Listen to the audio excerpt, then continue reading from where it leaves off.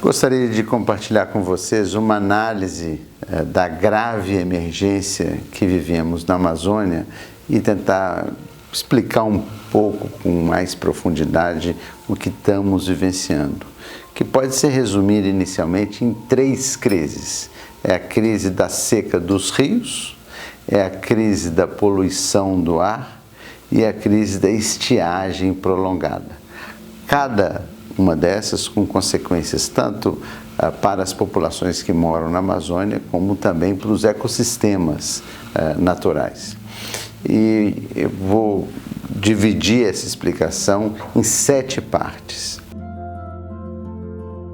É importante iniciar essa análise considerando que a Amazônia é extremamente diversa e muito diferente nas suas regiões com relação a essas dimensões da crise. Então, nós não podemos generalizar para todas as regiões da Amazônia, uma vez que elas são afetadas de maneira diferenciada. E vou falar com muita ênfase sobre as estatísticas do Porto de Manaus, que é um porto que tem uma série histórica e permite que com isso nós possamos fazer uma análise bem detalhada da série histórica e do que vem acontecendo nos últimos tempos. Em primeiro lugar, nós tivemos em 2023 uma cheia que ficou numa dimensão na média. Não foi uma cheia grande, também não foi uma cheia muito abaixo do normal. Ela ficou em 28,30 metros, quando a média histórica é de 28,9. Então ficou bem dentro da média. O segundo ponto a considerar é o início da vazante. O rio começou a baixar no dia 17 de junho, que foi um início precoce. Normalmente a vazante começa no final de junho, a mediana do ponto de vista histórico é dia 29, então nós tivemos aí quase 2 semanas de antecipação desse período de vazante, ou seja, o rio encheu pouco e começou a vazar precocemente. O terceiro ponto, e talvez o mais importante desse fenômeno de 2023, foi a rápida descida do rio, em especial no mês de setembro. Nós tivemos um recorde de todos os tempos, que foi a descida acima de 30 centímetros por mais de 13 dias no mês de setembro, que desceu quase 8 metros. E isso teve profundas consequências, tanto para as comunidades e municípios do interior, quanto também para os ecossistemas naturais. Com essa descida muito rápida, as comunidades não se prepararam do ponto de vista de abastecer as suas residências, as suas estruturas com alimento, combustível, etc. Isso criou uma situação que tornou as comunidades muito mais vulneráveis a essa seca. E do ponto de vista da natureza, também os animais foram pegos de surpresa, por assim dizer.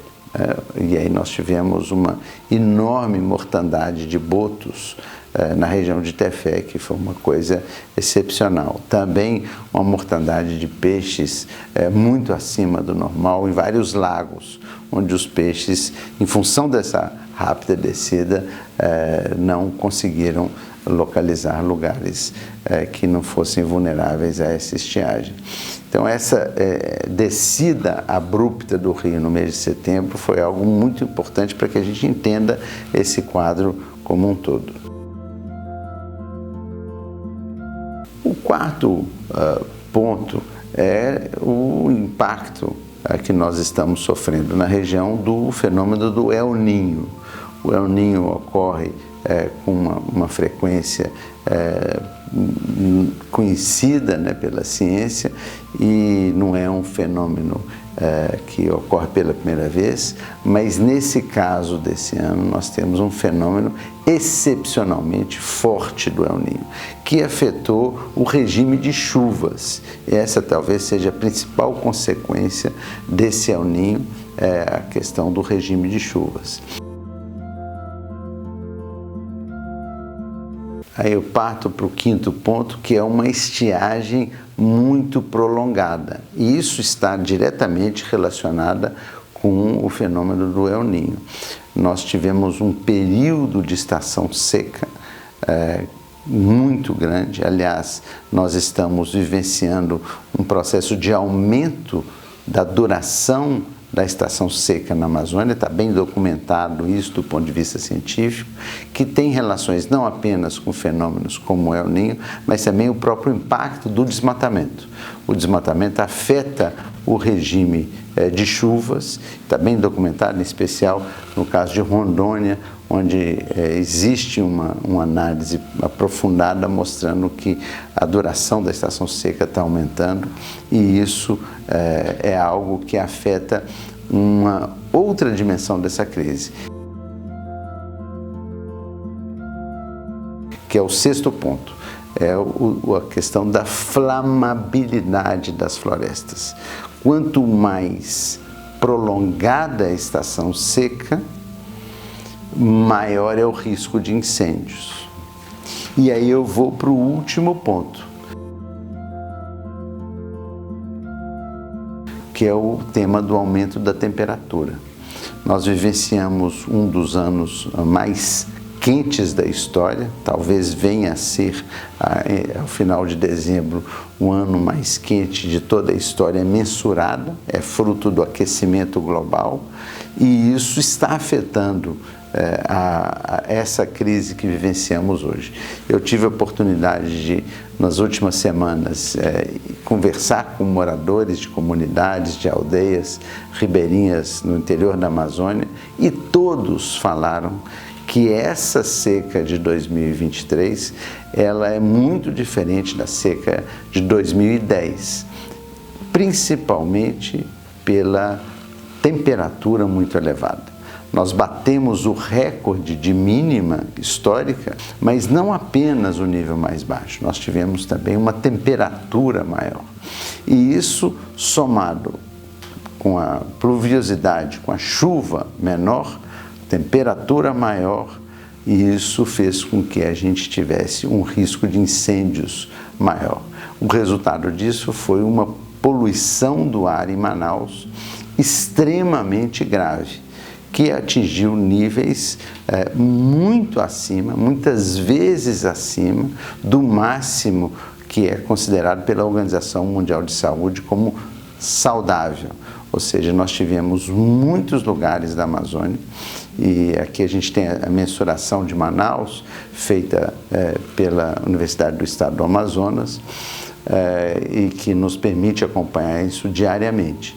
Então, essa crise que estamos vivenciando em 2023, ela é um alerta para que o Brasil passe a tratar esse tema de uma maneira mais organizada, de uma maneira mais planejada, para que nós possamos enfrentar o que vem por aí.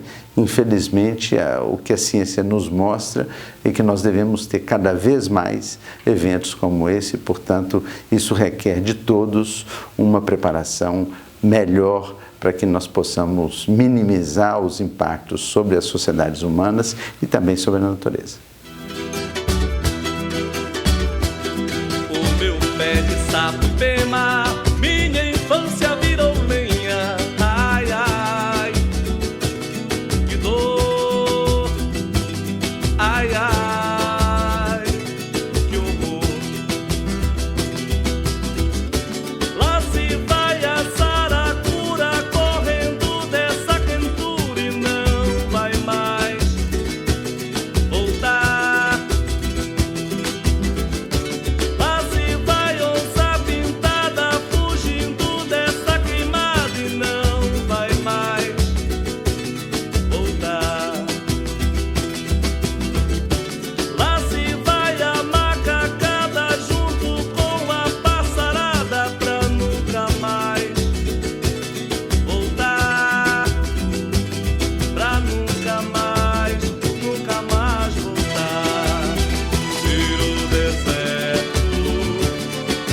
torrão, meu